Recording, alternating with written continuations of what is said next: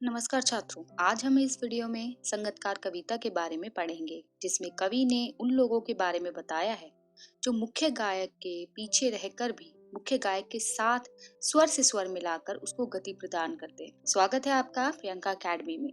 इस वीडियो में आज हम क्लास 10th की बुक क्षितिज से ली गई पोयम संगीतकार के बारे में पढ़ेंगे, जिनके कवि मंगलेश डबराल हैं। छात्रों, अगर आपने अभी तक मेरे चैनल को सब्सक्राइब नहीं किया तो सब्सक्राइब जरूर करें, ताकि मेरी आने वाली वीडियोस के अपडेट्स आपको मिलते रहें। तो छात्रों, इस कविता में अर्थात संगीतकार कविता में आगे बढ़ने से पहले हमें सबसे पहले इसके अर्थ को समझना होगा कि संगीतकार होता क्या है या संगीतकार किसे कहते हैं। संगीतकार उसे कहा जाता है। इसमें जो ये पोयम है, ये जो कविता है, ये बेसिकली उस सिंगर के ऊपर होते हैं जो मेन सिंगर होते हैं, लेकिन उनको जो पीछे से, जिनको हम कोरस भी कहते हैं, जो कोरस करते हैं, जो गाने के पीछे रिपीट करते हैं गाने को, तो संगीतकार उसको कहा गया है। तो संगीतकार पे का मतलब यहाँ पर दूसरे अर्थों में अगर कविता के दूसरे भावार्थ के तौर पे भी समझा जाए तो संगीतकार उन ऐसे व्यक्तियों के लिए यहाँ प्रयोग किया गया है जो दूसरे लोगों का सहारा बनते हैं, लेकिन वो कभी प्रकाश में नहीं आ पाते, उनका कहीं कोई नाम नहीं आता और वो दुनिया से हमेशा अलग रहते हैं। उनकी कोई प्रसिद्धि, उनको कोई छवि उनकी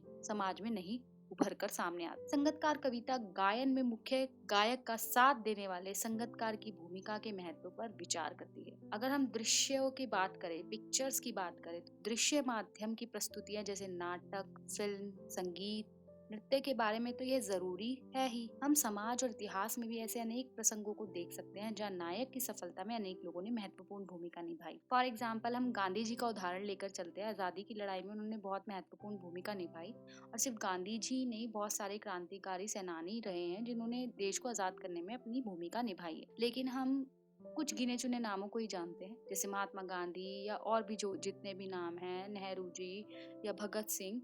हम जो उनके साथ और भी लोग कंधे से कंधा मिलाकर सफर किया है, उन्होंने लड़ाई की है, क्रांति के लिए आवाज उठाई है, उनको हम नहीं जान पाए। जिन्होंने उनको सपोर्ट किया है, चाहे वो किसी भी तरह का सपोर्ट हो, चाहे वो फाइनेंशियली हो, चाहे वो फिजिकली हो, तो हम इतिहास के संदर्भ में भी इन प्रसंगों को समझ सकते हैं। आप भी अगर स्टूडेंट हो, आप भी इन चीजों को फेस करते ही होंगे। कोई प्ले हम देख रहे हैं, मूवी देख रहे हैं, मूवी में डांस करने वाले हैं, हमारा जो फोकस होता है main hero heroine, actor actresses पे होता है जो आगे डांस कर रहे हैं।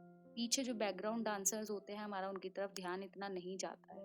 तो वो उनको सपोर्ट कर रहे हैं, वो भरकर सामने नहीं आ पाते। तो यहाँ पर उसी चीज के बारे में बात की गई। कविता हमें संवेदनशीलता विकसित करती है, यानी हमारे अंदर एक भाव उत्पन्न करती है कि उनमें से प्रत्येक का अपना अपना महत्व है, कि हर व्यक्ति की अपनी पर्सनालिटी, अपनी इंडिविजुअलिटी होती है, अपना एक अस्तित्व होता है। अगर वो किसी का सहारा बन रहा है, किसी को सपोर्ट कर रहा है, तो उसका मतलब ये नहीं है कि वो दुर्बल है इसलिए किसी की सपोर्ट कर रहा है, इसलिए वो भरकर सामने नहीं आ रहा। ये उसका सामने ना आना उसकी कमजोरी नहीं है, कि वो कमजोर है, वो वीक है इसलिए लोगों के सामने नहीं आ रहा। ये उसकी मानवीयता है, ये उसकी ह्यूमैनिटी है, कि वो कुछ कर रहा है किसी के लिए, पर शो नहीं कर रहा है, दिखावा नहीं कर रहा है कि मैं किसी की हेल्प कर रहा हूँ या मैं किसी के साथ हूँ या मेरी वजह से वो है तो वो दिखावा कर रहा है। नहीं, ये उसकी कमजोरी नहीं है, उसकी वीकनेस नहीं है, ये उसकी मानवीयता है। तो चलिए हम कविता की ओर बढ़ते हैं। संगीतकार कविता की कुछ पंक्तियां बोल रही हूँ छात्रों। मुख्य गायक के चट्टान जैसे भारी स्वर का साथ देती वह आवाज सुंदर, कमजोर, कांपती हुई थी। वह मुख्य गायक का छोटा भाई है या उसका शिष्य, या पैदल चलकर सीखने आने वाला दूर का कोई रिश्तेदार। अभी हम यहाँ जो पोयम है, इस कविता को एक सिंगर की फॉर्म में समझेंगे। उसके भावार्थ को आप समझ जाइए कि मैंने पहले भी बताया है कि यहाँ पर संगीतकार के माध्यम से उन लोगों के बारे में बात की गई है जो समाज के लिए या सोसाइटी के लिए या किसी के लिए भी बहुत से काम करते हैं, लेकिन कभी उभर कर सामने नहीं आ पाते।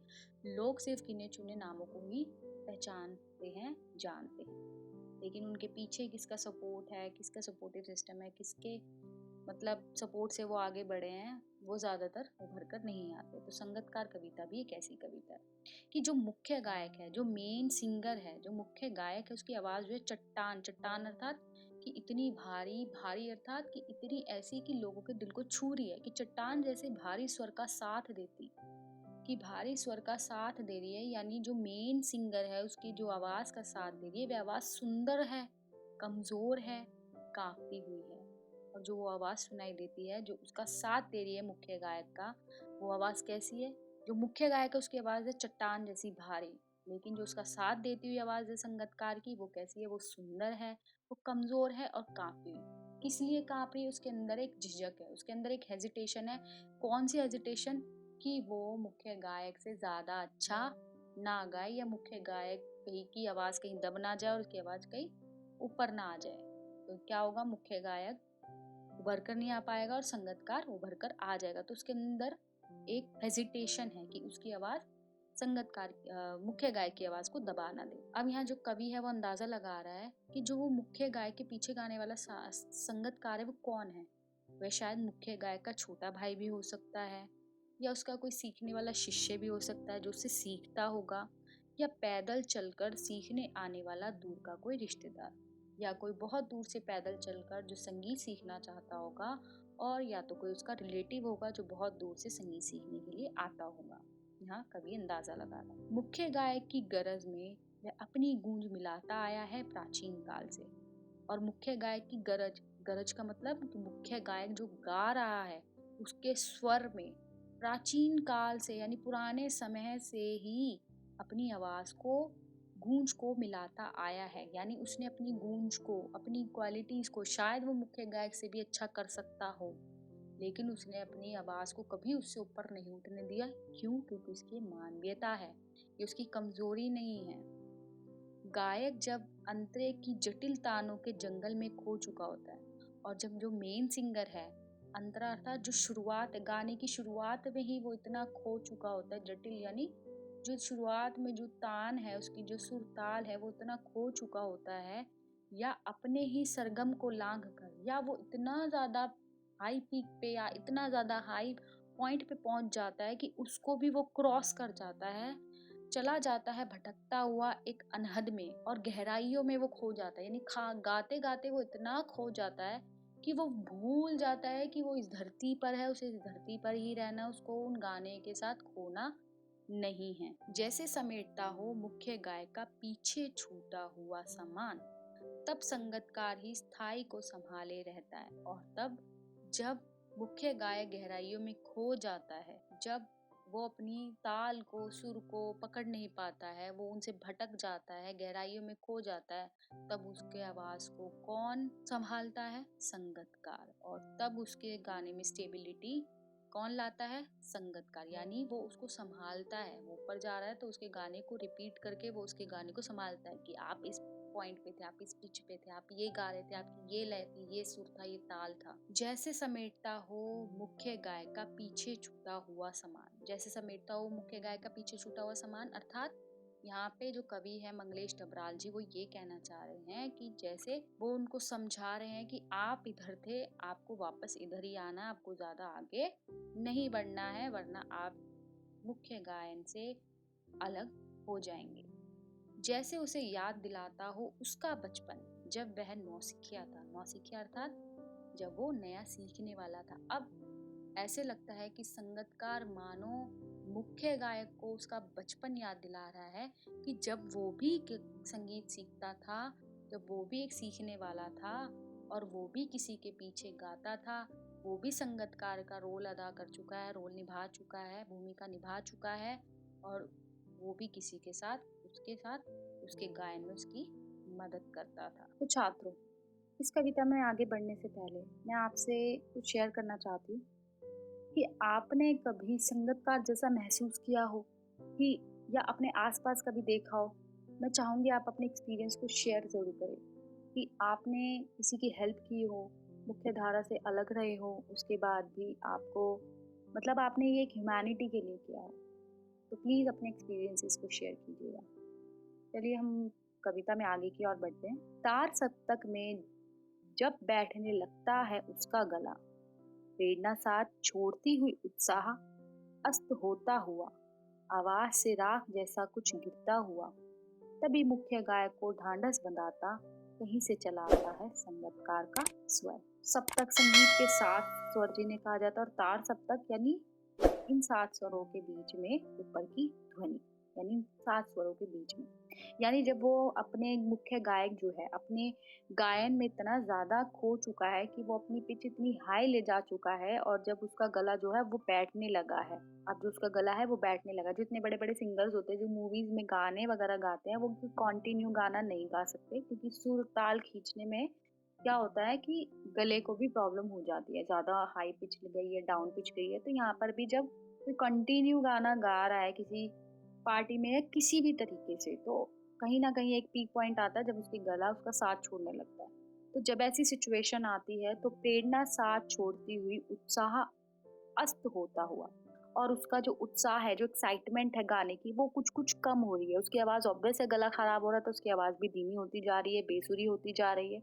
आवाज़ से राग जैसा कुछ गिरता हुआ यानी जो स्वर है उसके अब, जो अभी तक कानों को अच्छे लग रहे थे, वो कानों को चुभने लगे हैं, वो बुझ रहे हैं। तभी मुख्य गायक को ढांढस बंधाता हुआ, ढांढस अर्थात सांत्वना देता हुआ, जो भी उसके पीछे संगतकार है, जो उसके गाने को रिपीट कर रहा है, उसके गाने उसके साथ सुर से सुर मिला रहा है, तो वो उसको सांत्वना देता है कि आप इस पिच पे गलत जा रहे हो या हाई जा रहे हो, आपको वापस नीचे आना है ताकि आपका जो गाना बेसुरा हो रहा है वो वापस सुर में आ सके।